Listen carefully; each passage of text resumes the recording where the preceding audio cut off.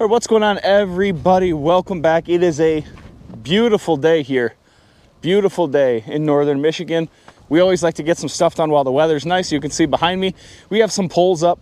We are at our nursery here behind me that you've seen a couple times on the channel, where we have 10,000 apple trees between Ambrosia, Ida Red, and Honeycrisp. So in this video today, guys, we're going to be putting up a deer fence behind me, or at least the beginning parts of it, because we're going to wait for the snow to melt a little bit more before we put the fence up. In addition to all of that, we are going to be using the Mini to clean up some of the trees and stuff that you see behind me that are in between where we want to put the fence. We want to clean all that up so that it is nice and open, so we have no problems running the machine when we're unwinding the fence. So that's what we're going to work on today. Let's go farming. But in classic fashion, this machine is a little bit older, and as you can see, the water separator has a little bit too much water in it, so that's going to be a problem for us. So I'm going to have to drain that.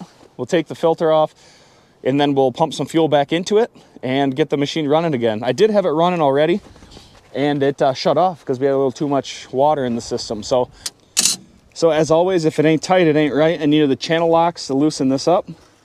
So we're going to go ahead and take this off, dump this out, and then we'll turn the key back on. The electronic fuel pump should fill this up with clean diesel, and we should be well on our way to getting this thing running. Ooh, yummy. Look at all that water in there. I don't think I need the channel locks to tighten that back up. As long as it doesn't leak, we'll find out in a second. So now let's try this one more time. Actually, I want to take that glove off that's covered in diesel. I hear it clicking.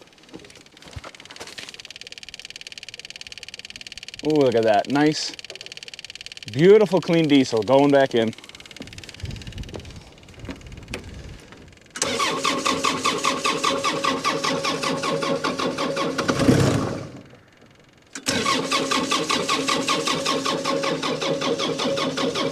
She's smoking.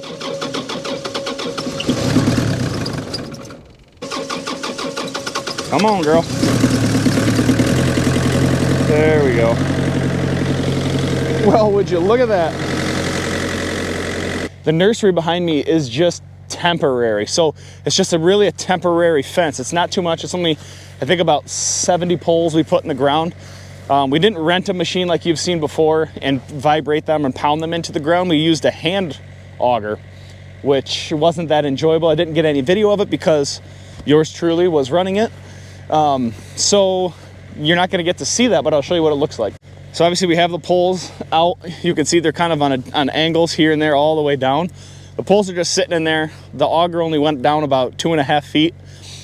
So they're definitely higher up than we would usually put them, but the poles, as far as how long of a run that we're doing with the fence, isn't as long as the regular deer fences. So we don't really have to worry too much about getting them really far in the ground because they're not going to hold as much tension. So after we do that, we're just backfilling them by hand. Use the end of a shovel, we plumb them up, just eyeballing it. Again, just a temporary fence. It's not that big of a deal. So we're just kind of slopping it in there on a nice day when we have taken advantage of the weather here. These trees here in the nursery have a whole nother growing season before we kind of dig them up, and then we're going to plant them where I was working in the last video, taking the stumps out of the ground. So we have a lot to protect here yet. So it's important that we get this up because, again, the deer only like the green tissue, only what's currently growing or had grown in this year, the softer tissue, the softer wood. So that is the important part about protecting the trees, is that the deer will just take away all of the growth. We spent a whole year growing 2 foot of tree, and the deer will come in and eat that 2 foot. So it's like all the time, money, labor we all put in, materials, all gone just because a deer was hungry and they came through and they jumped over our 4 foot high electric fence. So we're going to jump on the Mini here. We're going to take out stuff like this pine tree. And as we kind of get around the corner, the Mini is obviously not going to take out these big branches. So what I'm going to do is kind of just go through here and clean up everything from where the poles are over to where the big trees are inside the fence, right? Because we still want to be able to maintain it. That's what we always talk about on this channel, is maintaining the extra land, right? So all right, so it's time to jump on the Mini, and we'll head over here where we just were, and we'll start pulling some trees up. And just in case we run into some branches that we can't, that we don't want to cut down, or we want to trim up the side, we have a trusty Milwaukee chainsaw. We'll check that out. Hopefully we get to use it.